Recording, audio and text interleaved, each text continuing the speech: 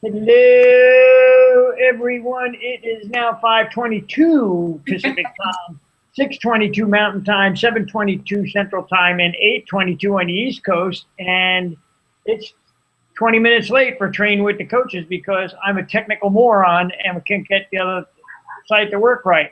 Now I have to listen to the dogs bark on top of that. So it's going to be a lovely night tonight. The coach is in a good mood. And I'm here along with Coach. Who are you? I'm Coach Sherry Ann. That's right. I'm probably going to make a bunch of people angry tonight anyway, because I'm going to laugh at some of the advice that I've been hearing over the waves lately on how to get faster, which is what we're going to talk about on the show tonight. And this is a show, Train with the Coaches. This is a show where we talk about everything running, triathlon, nutrition, ultra running related training. You can jump into our chat room and ask questions if you like. I have the chat turned on, I believe. Yes, I have the chat turned on, so you can get in there, and we're more than happy to answer any question that you pose. How are you this evening? I am fantastic, and I have to disagree with you. You're not a technical moron. Just sometimes there's difficulties, and I don't like change. Not many people do. Yeah, I don't like change. Especially with technical change, because I get situated doing something one way, and I don't want to change it. And we changed it to this Google format from Ustream because you and I are in two different locations, so this allows us to be on the air at the same time, so people can see you, which is way better than seeing me. And that it's a new format people have a struggle getting with. I'm having struggles getting it loaded to iTunes now, or my other website and stuff just popped right onto iTunes when I was done. So I have a lot of technical frustrations wrapped around this. And I don't like technical frustrations because it's my opinion that technical stuff is supposed to make your life easier, not harder. Wow. So it's a double-edged sword. It seems like it makes my life more miserable. Anyway, how are you? I'm good. I've had a really very full day, and the heat is here now in Arizona. Last week was our last week of what I consider to be decent temperatures. Now they're consistently in the 90s. Ah, that's nice. I wish it was consistently anything here. Yeah. Consistent here is inconsistent.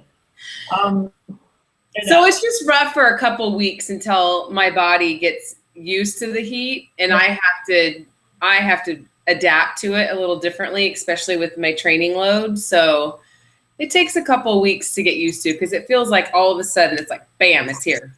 You went climbing today, right? I did go climbing today. And how that put a big grin on your face. How was that?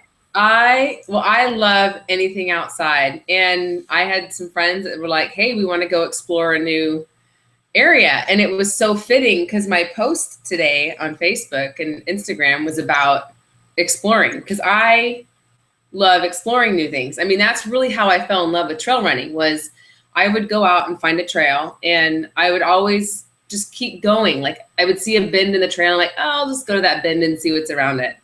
Oh, I'll just go to the next one and see what's around it.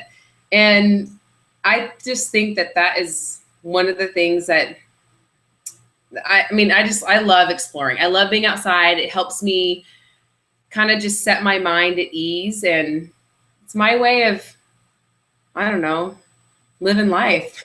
What was on your training schedule today? On my training schedule was, what's that? Yeah, I said, what was on that? Did you explore that today too? I did. I went for a beautiful run this morning before the sun was up. Just checking, because you're the only person in the world who gets called out on their training schedule in front of hundreds of people. So I just thought I would do that. No, and it was actually good because today was the first. My legs have been feeling good, and because you and I talk every day, but today was actually the first day where they had some spunk in them, where I was like, ooh, I got some pickup.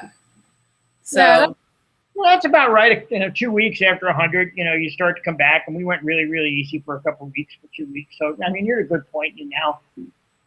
because you're such a well-conditioned athlete, you're responding, a little bit faster than maybe some people would after 100. One of the things we should probably talk about, because someone brought this up to me the other day before I get into laughing at some, and I'm sorry, but if there's people listening, they're probably going to get mad tonight because I'm going to really laugh at some of this advice that I hear because it cracks me up. That's all. But anyway, Chris Russell brought up on Ask the Coach the other day about post big race blues and what to do next. And Boston just ended for a bunch of people, and it's very interesting. I don't know about your teammates, but teammates that I work with, none of my Boston people have gotten back to me with any. Everyone has gotten back to me. Okay, this is what I'm doing next. Not one of them. Not one of them has said to me. Not one of them. It's funny because none of them have revisited, the whole Boston thing, and this was great. And although we did, some post-race, chats about, how the weather affected them, and the weather affected some of them, but every one of them has been about, okay, well, I'm recovering, I'm feeling pretty good, and Susan sent me an email today. She said today's the last day to sign up for this half marathon I want to do, and I know it, and she's like, now because. She said now I can go set a PR and I can just do a training run and set a PR at the half marathon. Mm-hmm. And Tom gave me his whole schedule right up through a fall marathon that he wants to do. And, so it's kind of funny. My people have all come out of it recharged, but I've dealt with people who've had that post big race blues before. And I think it happens more often to newer people than people who've been running for a while.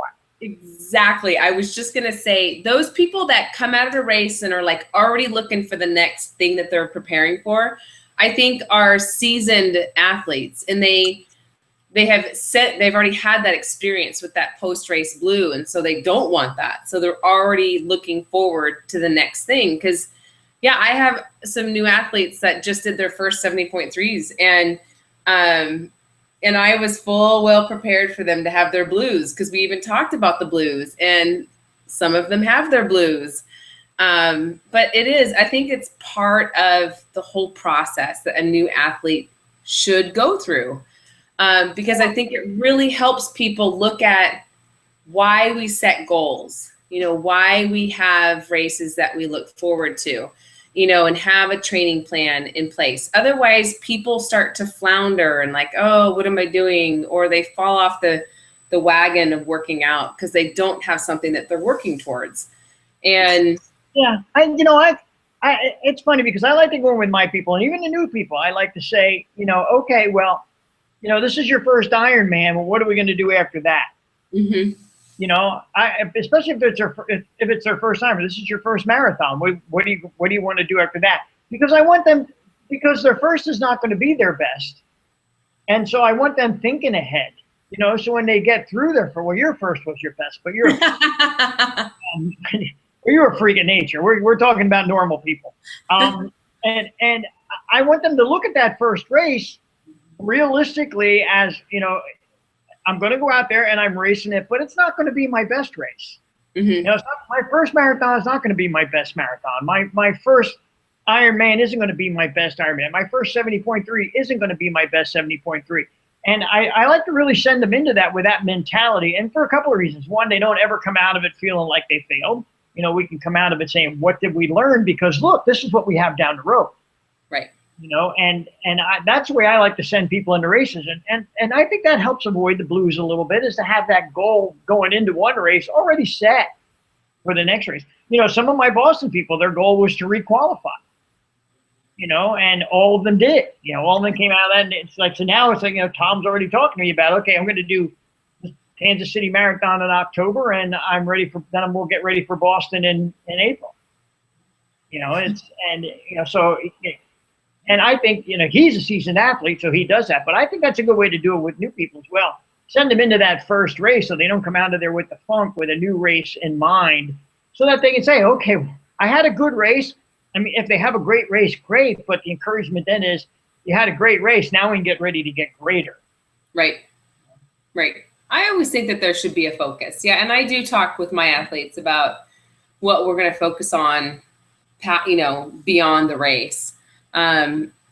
a big topic of conversation because I still want them to be focused on the race, but it's always there of like, okay, this is what's going to be happening afterwards. So that they don't finish and be like, it's, you know, anticlimactic. And they're like, oh, did all this to get ready for this. And now what? Yeah. And there's always something different down the road. And I think that's one thing. I really have a nose issue tonight. And that normally happens when I get angry. There's there's always something else down the road, and I think that's important, and I think that's part of our job as well, to say, okay, you're taking on this monumental task. And I remember when I did my Ironman, I came out of my Ironman, and it was like, my whole life I wanted to do an Ironman, and it fell into my lap in 2013. I got this opportunity to go do Lake Placid, and it was an exciting opportunity, and I hadn't really thought about it doing one that year, but I thought, well, this is a great opportunity. I've always wanted to do one. I have the time to train this summer. I had at least 8 weeks to train. And I thought, okay, so I'm going to go do it and get it done. Well, when I was done, I wasn't, it's like great because, the great thing is you call yourself an Ironman. But to me, it was like, okay, well, it wasn't my best Ironman. There's going to be another one. That's what I thought about. And it's kind of funny, you've done 5 Ironman, and, you came out of the last one and was like, okay, maybe no more Ironman, but I'm going to do 100 mile. There's always something else if you want to do it. And there's always, and I think the great thing about being endurance athletes, and what we spend more time doing with endurance athletes, is conditioning them to think that there's always a different challenge. Oh, yeah. I never think about running, 250 marathons again. That just ain't happening. I'm old. But there's always a different challenge. I have a challenge for this year going into Chattanooga. One, it's to do way better than I did at Lake Placid, which I know I'm going to do, but there's another challenge that I've set for myself there, and that I'm going to go after. And thank God I ran today, and I finally, for the first time in 2 months, and I feel like a new person already, even though it was only 30 minutes. But anyway, you can always set new challenges. That's a great thing about what we do. Age group athletes, you can always move into a new age group. Oh, yeah. And the U.S. track and field and Ironman, they have competitive rankings for age groupers. Mm-hmm. You can rank in your age group. You can make that a goal. You can always make getting a little bit faster a goal. New PR. A new master's PR. Mm-hmm. There's always something that you can do. There's always a challenge there. You never have to stop creating challenges for yourself. Right. Yeah, and in this industry, there's always different kinds of races to go after. I mean, when I finished Ironman Arizona last year, it wasn't that I wasn't ever going to do another Ironman. It was just, I'm not going to do one in 15. I just don't want to do another full, because doing 5 in 3 years was a lot, having 3 little kids, and I wanted a new challenge. So I went after something a little different, and which is funny because it takes just as much training to do what I'm going to be doing as it does an Ironman. It's just a little different. But yeah, there's always different challenges. It takes almost as much training to do 100 mile. Yeah. It's and I tell people that. I say, I want to be an ultra athlete. I say, okay, what do you want to do? I want to run 100 miler. Okay, well, let's have a chat about this, because let's talk about family, the time commitment to doing this. It's not like going out and training for a 10K or a marathon. They're going to be 5 hour, 6 hour, 7 hour runs on the weekend. You're going to be on for a long time. And I was going to write a blog post the other day. I know we're getting a little off topic tonight, but I was going to write, this always happens to me when I'm a little frustrated. I can just bounce around. But a little topic. I was going to write a blog the other day because I was sitting around and I was watching my girlfriend on the bike trainer, and I was sitting on the couch and I was watching her, and the magnificent athlete that she is, and the person that she is at 55 years old, training for her first Ironman. And I thought, that's pretty incredible. And then it dawned on me about how many guys, and I'm going to speak from the guy end, and you can speak from the gal end.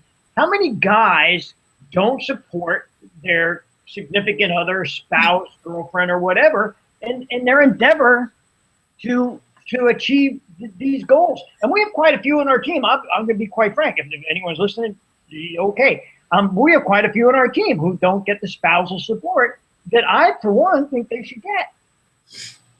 So interesting topic, because when you told me you're writing a blog post about that, that's a topic that can really polarize people, really polarize people. But I love topics that will polarize people because you either are or you aren't.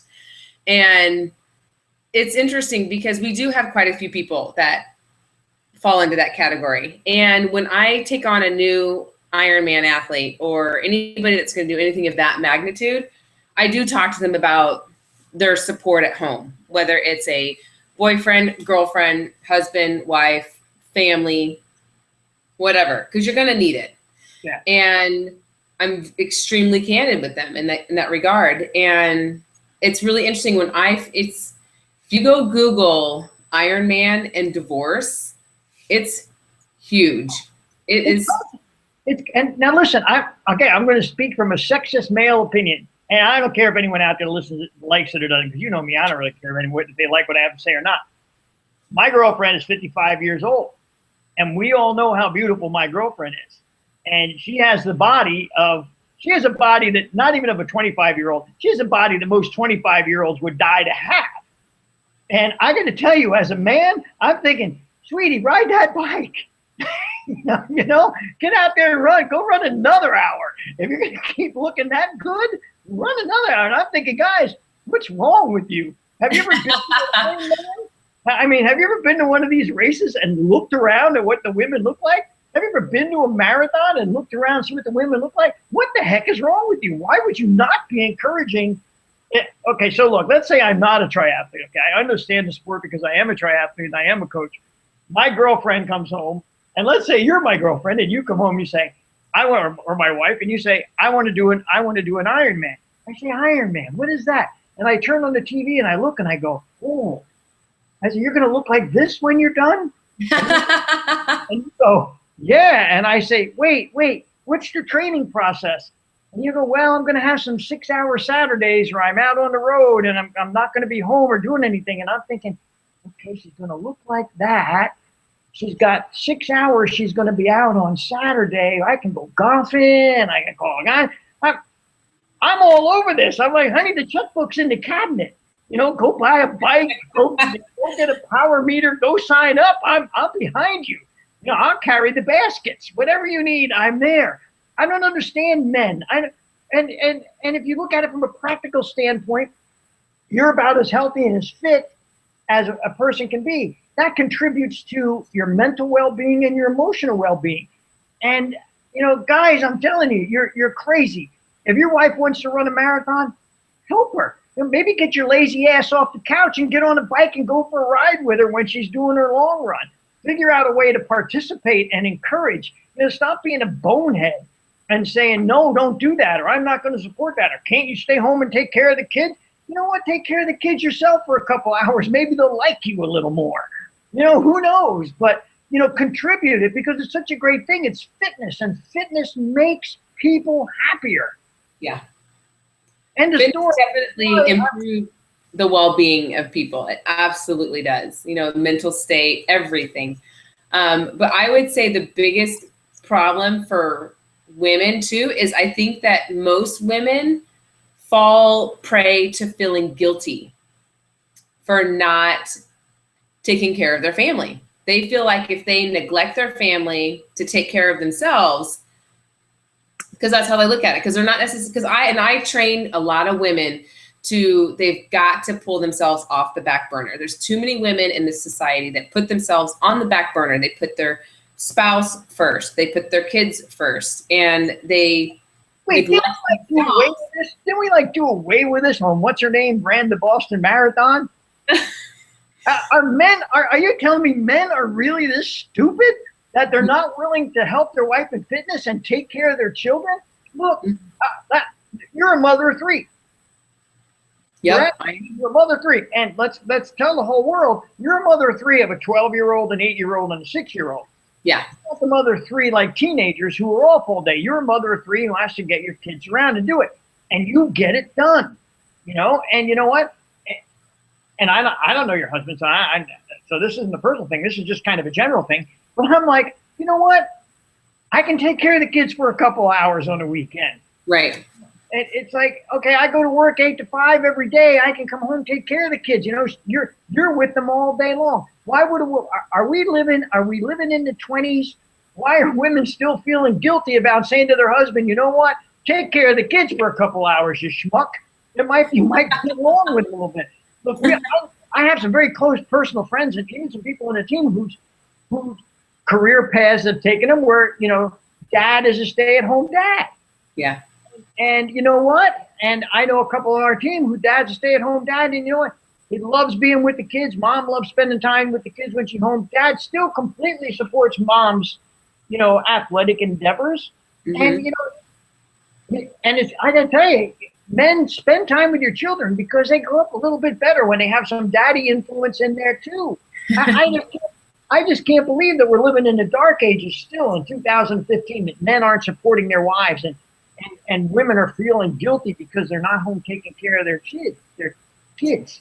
Well, I mean, I just, like I was getting ready to say though, is I really take the stance of encouraging women they've got to take care of themselves first in order to be a good mom and a good spouse and just a good person in general. They've got to carve out time for themselves, whether that is at 4 a.m.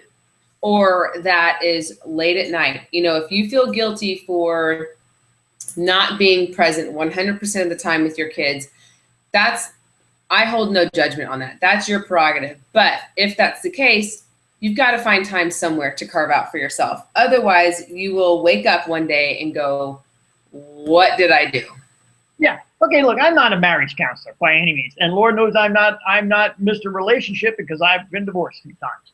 So, you know, I'm not here to give any kind of relationship advice.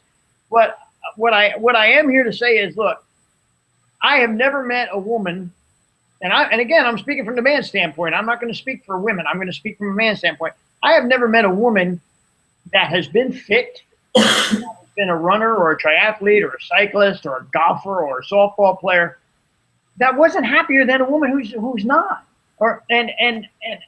and was not. Like, I know you, and I know you personally. You're a mother of 3. You're an amazing mother. You're an Ironman. You're a Kona qualifier. You're a world championship qualifier. You're a 100-miler. You're about to go trek across freaking Patagonia for 8 days. and I've met your kids, and they're well-rounded, and they're balanced, and they're really, really nice kids. And so I say to myself, you know, both things can be done. Yeah. You know, both things can be done. You know, Dad, you got to chip in. If your wife comes home and says, I want to run a marathon, say, okay, well, you know what? I think that's a good thing. You're going to be healthy. You're going to get out. You're going to be in an amazing social group. You know, maybe I'll tag along. Maybe I'll get my fat butt out the door and run a couple of miles, because the last thing I want to do is go to work and say my wife's running a marathon and I can't run across the street.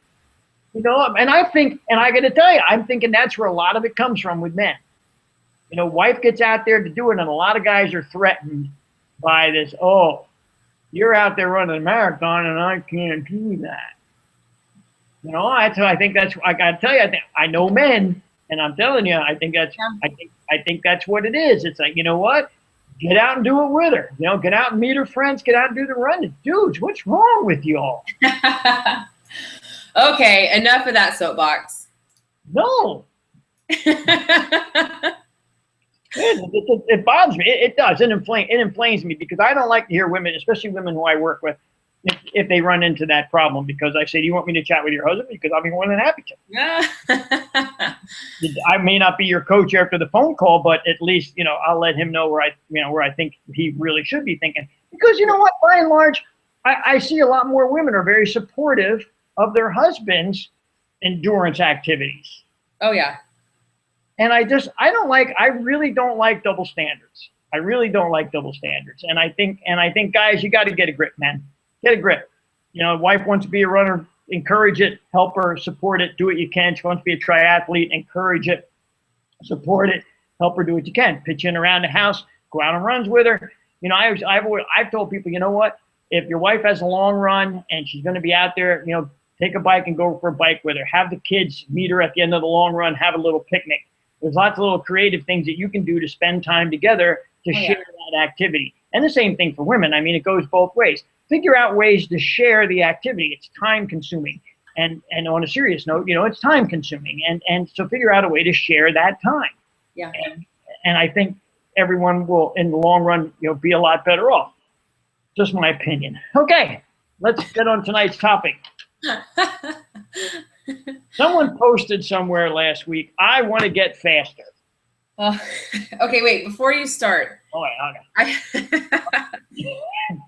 Okay, so we're both in a lot of different forums on Facebook, because we're coaches, and we like to help people out. So we're on a lot of different forums to, just be of support, answer questions, this, that, and the other. But there's also a lot of other people in all of those forums. And it is very interesting when, I know we're going to talk about being faster, but when anybody asks any kind of advice question, how many advices come out of the woodworks. And I do sit there and chuckle most of the time because it's information overload for people. And I think as our job as coaches is to help people decipher that, because it does become like information overload. Yeah. I read some of the comments and I'm like, oh my gosh, seriously. And it's like going to Google, like Google, how do I get faster at a 10K? And there's 37 pages of how do you get faster at a 10K. Yeah. And the sad part of it is, and you're right, we are on a lot of forums and we see this, and it's, and sometimes, like you said, we go, oh, and I always go, whoa, because people are saying what worked for them. Yeah. And well, here, go do this. And I see, like, someone say to a guy who's running a 35-minute 5K, go out and run 200s as fast as you can. And I go, oh. I said, maybe that worked for you because you're conditioned to do that. But first of all, I don't ever tell anyone, I don't even tell my most conditioned athletes to go out and run 200s as fast as they can, let alone somebody who's a 35-minute 5K. And so I think people really need to say, this is what worked for me, but this is who I am. Mm-hmm. And because it's like, we have athletes, full spectrum of athletes, and we'll use the 5K example. We have 16-minute 5K people, and we have, 40-minute 5K people, and they don't get trained the same way because they don't react to training stresses the same way. Right. I mean, every athlete's different. And that's why when people ask those advice questions, they need to take everything with a grain of salt. Yeah. I mean, they really do.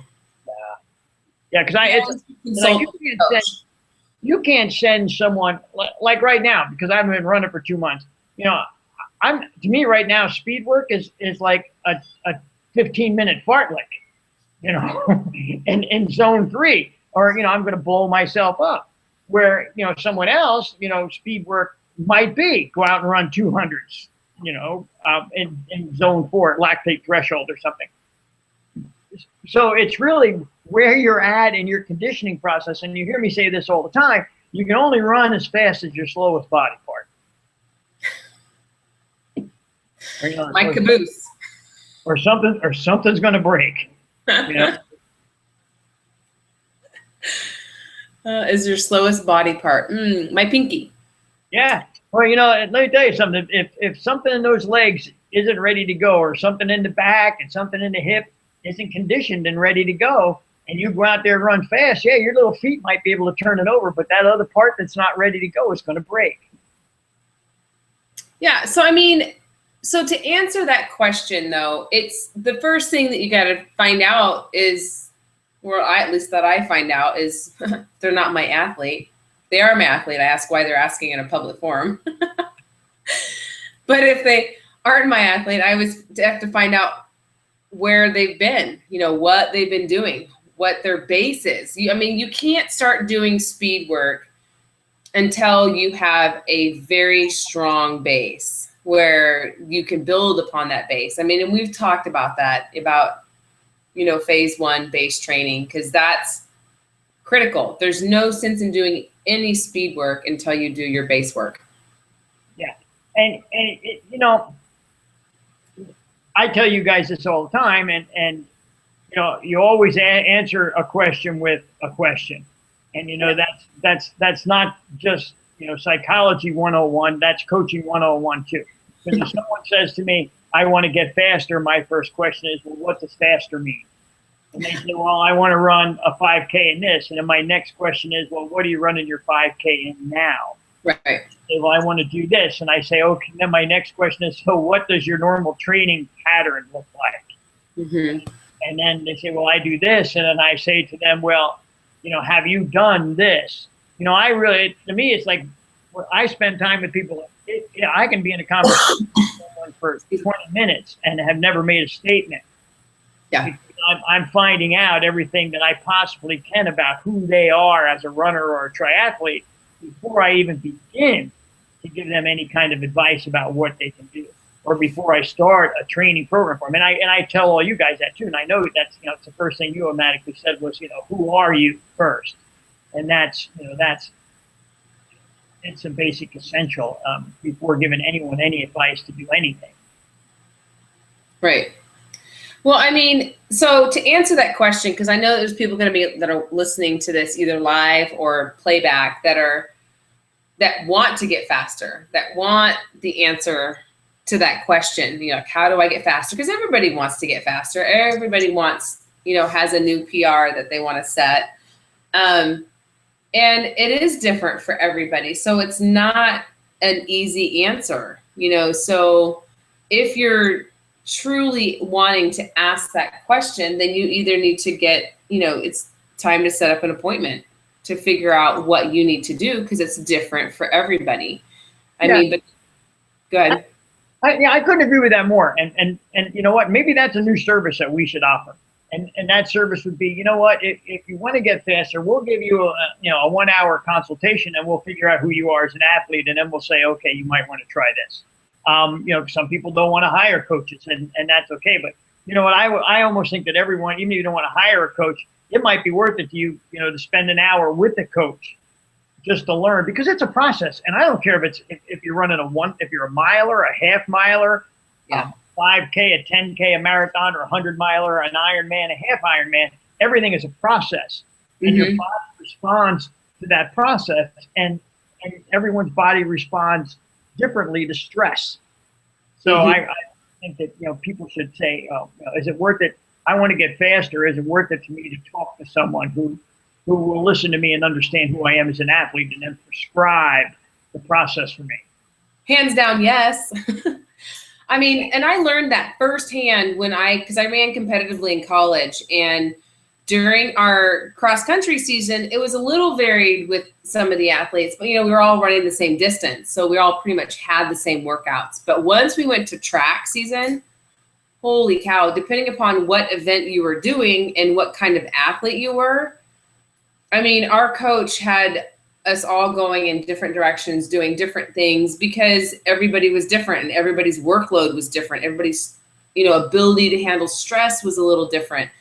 And it wasn't just a blanket, like, okay, go do this, or it wasn't even like the 800 runners. Even there was 4 of them. They had different workouts because they all handled it differently, because everybody's body is different. Yeah. So yeah, it's definitely worth sitting down with a coach. And it's funny because when you come out of different kinds of trainings, there's also different kind of things you need to look at. A lot of people have just gone through their first marathon training, or they've just spent a lot of time training for Boston, and they have great bases and they have great strength stuff. And they say, okay, I want to spend the summer running 5Ks. And I say, okay, that's great. Now here's what we have to do differently. And even then, I don't say, well, let's go to the track and start running 200s.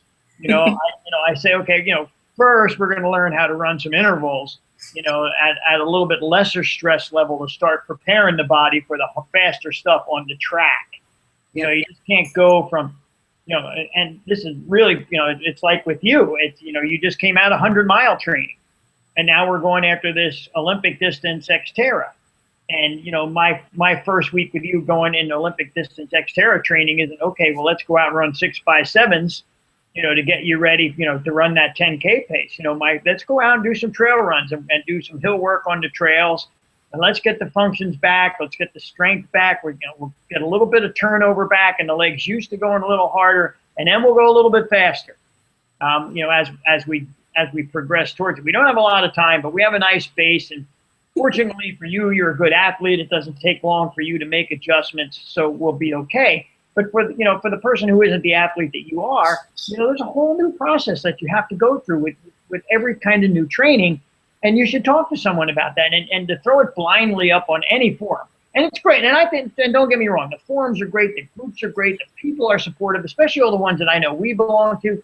They're supportive. There's a lot of good advice, and I saw a lot of these. I wrote a bunch of them down, and I saw a lot of these great little advices, but they may not be the right advice for that guy. Right. Where the first question someone should have asked in that forum was, well, where are you at now? Right. And then he could have said, well, I'm yeah. I mean, I'm not bashing those forums by any means. Yeah. I mean, I do get a nice chuckle every once in a while when I read them. But no, I think that that's the whole purpose of them, is so that people can ask questions. I mean, that's why they're there, and people should ask questions. So, in fact, when I've had, athletes ask me a question, not necessarily about training, but, we'll take NOLA, for example, New Orleans, 70.3. There was a question of, was the swim short? They were asking me, and I was like, I don't know the answer to that. Go ask your forum, because there was clearly a Facebook page for that race. And I'm like, hey, go ask that forum, because I'm sure there'll be other people in there that will be able to answer that for you, because I have no clue. Yeah, but so, yeah, there's a lot of good, that's the whole reason that they're there. People should ask questions. Yeah, and I think I think the forums are great, and I especially think the forums are great if people keep it fun. That's one of the other things. I used to be in this big running forum that was on Facebook for a while. I got out of it because it stopped being fun. I'm going to create a lot of friends here again. It's like Slow Twitch.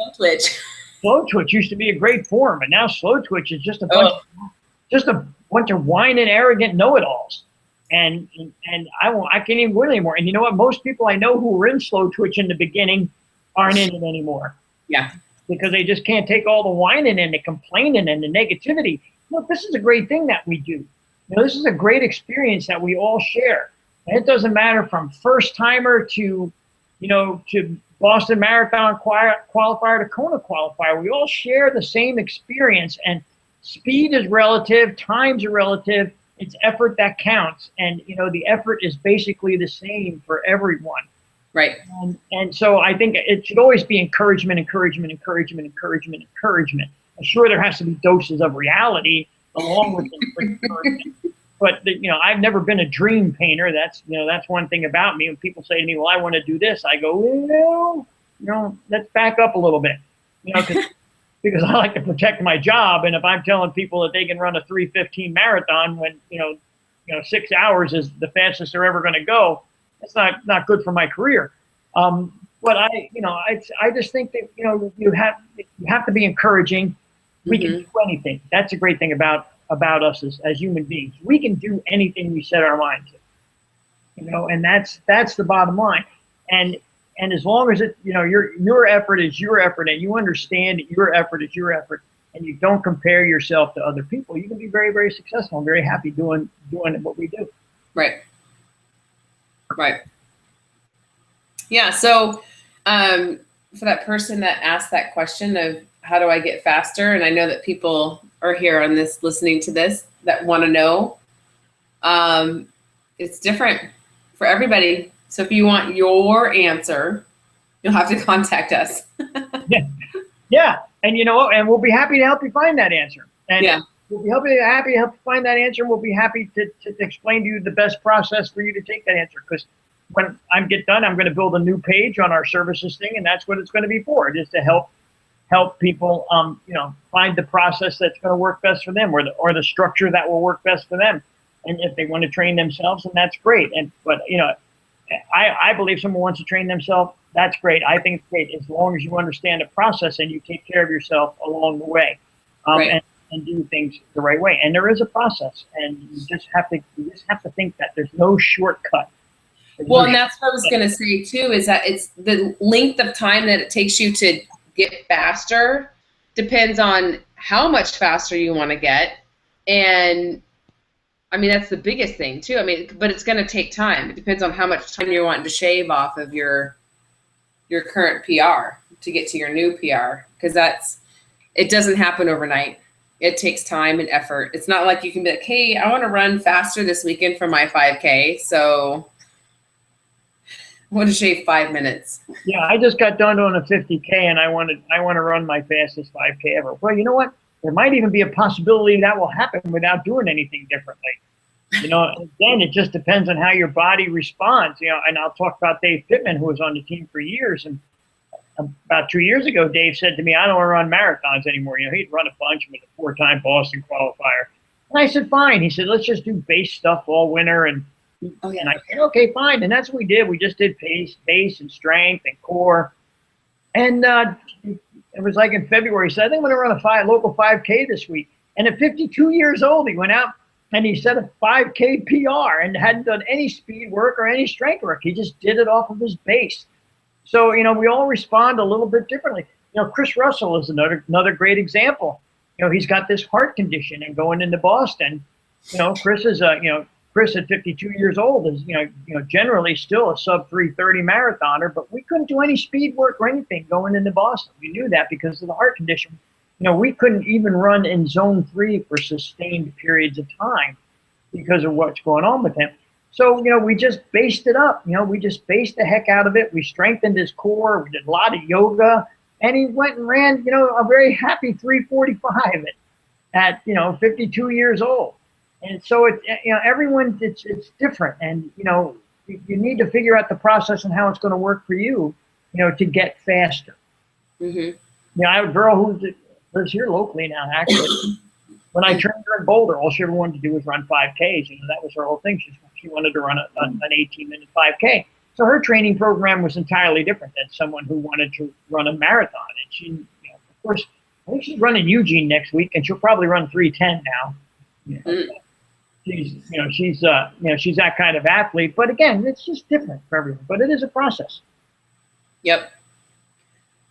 So you'll have to contact us if you want your answer for you, your personal answer. We'll give you your personal answer. Yeah, there you go. We'll offer you personal service and, you know, an hour consultation and to help you. You know, I got to tell you, I've done a couple of gait analysis, video gait analysis, since we started offering that service, and they've gone very, very well. And the people have been very, very grateful, and, you know, they've seen some things about what's going on with their body. And the great thing is we can prescribe some things for them as well for them to do to get stronger and change what they need to do. And again, it's all about running healthier. Yep. That's. So you think go ahead. You think I pissed off all the men in the world tonight, or what?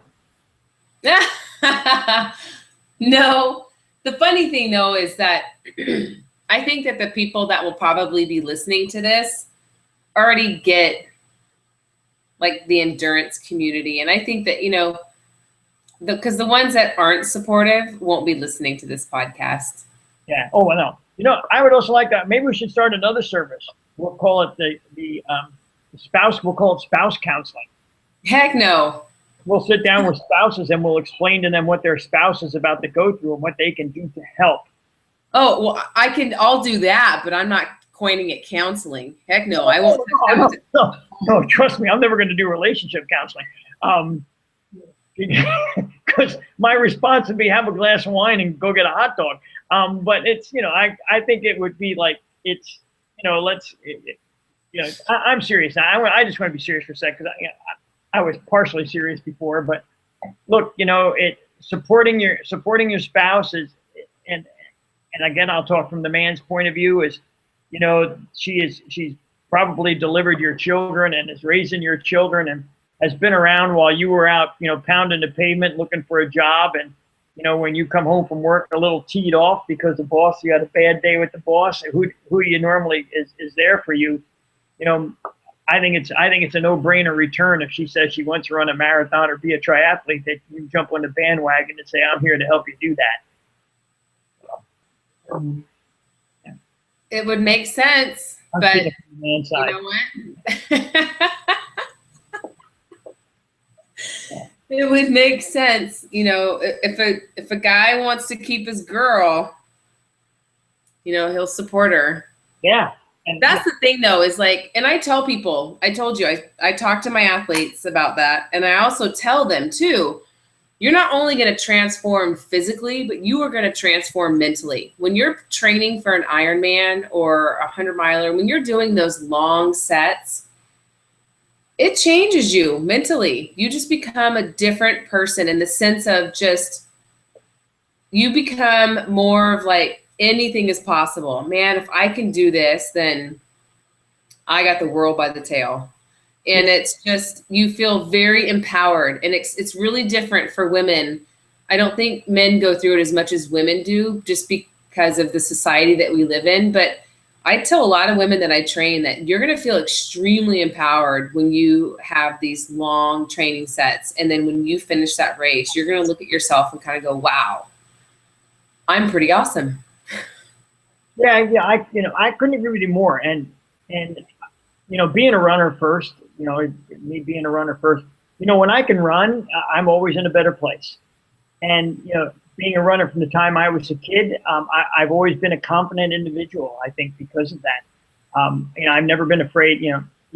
I say this all the time: you run a marathon, you can do anything.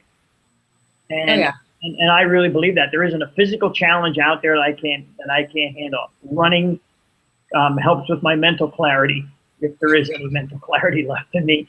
But running helps with that. Running helps. Running energizes you. There's just cycling, the same thing. Any kind of aerobic activity that you do that you take yourself to different levels every time you do it, or not every time you do it, but occasionally you have these breakthrough moments, makes you a stronger, more confident person. Absolutely. Oh yeah. And I love it. I love watching the transformation in my athletes. It's just, it's a lot of fun for me as a coach to watch that happen, because I know it's going to happen. And when it finally clicks, it's like, aha. I talk about Roxanne all the time, because Roxanne has been with me for as an athlete 5 years. 5 years now, and a girl who literally could not run down the street, to see her go from that to an Ironman.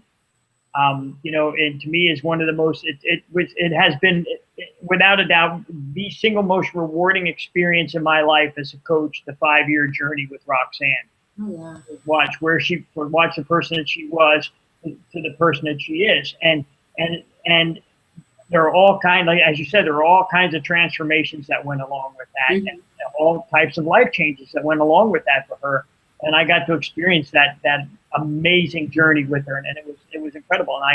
And I tell her all the time, you're the poster child for my company. You're what this company is all about. The company isn't about the David Murphys of the world who, the first time they go out and run a race, they run a 2:50 marathon or a 17-minute 5K, or the Dane Lively of the world, who walks 8 miles a day as on his postal route, and then, does a 50-mile run on Saturday. It's about the Roxanne's world. It's about the transformations, and the physical, the mental, and the emotional transformations that go along with it. Mm-hmm. Yep. I love it. I do. What else you got tonight, kiddo? Anything? No. I will speak though to people that if they have a topic that they would like for us to cover, they should go to PRS Fit's fan page on Facebook, or Ask the Coach on Facebook, and post your requests, because we'll fulfill them. Yeah. And there isn't anything we won't talk about. No. Look at tonight. You not like me at the end of the day, but that's okay. Get in line. I'm going to talk about it. I'm going to talk about how I feel about it, and Sherry Ann's really good at that too. So yeah, well, I appreciate it when I know where someone's coming from. Their perspective. I may not like it, but I can respect that they have a stance that they believe in. No, and I think everybody should function like that. Not everybody's going to like what I have to say, but that's okay. It's my opinion. Oh, wait. Oops. I did it again. No, I recorded it. I didn't have the question and answers on again. Oh, God. Sherry Ann, you're going to have to start initiating the podcast. Did anybody ask any questions? No one's asked any questions, so that's probably a good thing. They probably can't figure out the links that I screwed up in the beginning, so. Oh, well. Yeah, you don't have to worry about it too much. All right, kiddo. With that being said, if anyone has any questions, prsfit@gmail.com, coach@prsfit.com, actually. And good idea, if you want to ask us a question, you can go to Ask the Coach on Facebook. You can look for Ask the Coach on Facebook. Or you can go to our PRS Fit fan page on Facebook and say, hey, this is what I'd like to hear about on one of your podcasts, and we will certainly get to it as soon as we possibly can. That being said, prsfit.com's website. My phone number is 720-400-2131. If anyone would like to talk and say bad things to me, go right ahead. So as always, be healthy. Train smart. Have fun, and we will see you next week.